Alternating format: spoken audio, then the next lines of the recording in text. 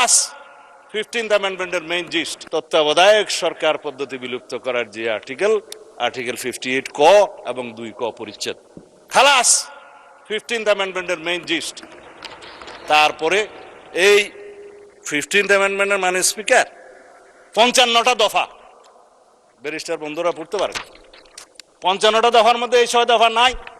আরেকটা রিইনস্টেট করা হয়েছে নিরীহ আইন, এটা পরিবেশ সংক্রান্ত দফা। বাকি রইল বাকি 55টার মধ্যে বাকিগুলার কি হবে? হাইকোর্ট বলে দিল এগুলা পার্লামেন্টের ব্যাপার, পার্লামেন্ট ডিসাইড করবে এই সব পলিটিক্যাল ইস্যুস। দেখেন ভার্ডিক্টে লেখা আছে কিনা।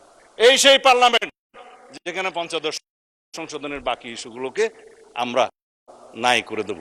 কারণ যিনি রিড করেছিলেন তিনি চেয়েছেন পূর্ণাঙ্গ পঞ্চদশ সংশোধনী বাতিল করা হোক।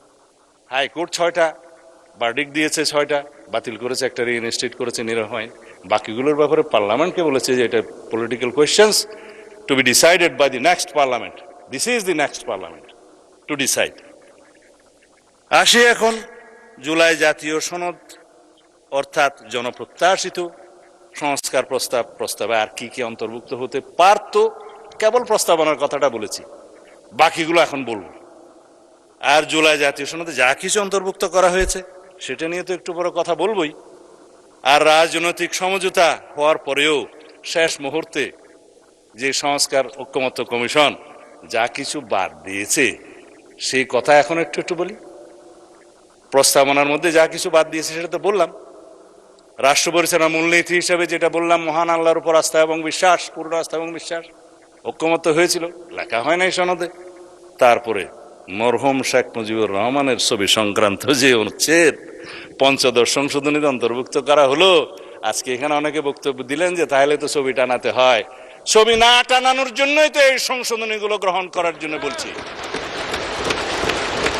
সম্মত হয়েছিলাম আমরা, ঐকমত্য হয়েছিল, বিরোধী এবং আমরা সবাই মিলে যারা আলোচনা করেছি, 33টা দল ছিল ওখানে। চিঠিও দেয়া হলো আমাদেরকে যে আপনারা এই দফা চান কিনা। আমরা বললাম সংস্কার প্রস্তাবের পক্ষে, আলোচনায় তো আমরা একমত হয়েছিলাম, আবার চিঠি কেন? সেই চিঠি সই করে আবার তাদেরকে দিয়েছি, হ্যাঁ একমত, কিন্তু সনদ অন্তর্ভুক্ত করা হলো না মাননীয় স্পিকার। আর একটা সম্মত হয়েছিলাম তফসিল, পঞ্চদশ সংশোধনের মাধ্যমে সংবিধানে 3টা তফসিল সংযুক্ত করা হয়েছে, 5ম, 6ষ্ঠ এবং 7ম।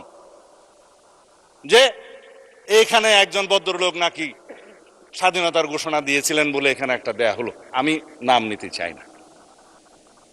হলো তফসিল, বলা হলো একজন 7ই মার্চের ভাষণ দিয়েছে, সংবিধানে অন্তর্ভুক্ত করা হলো।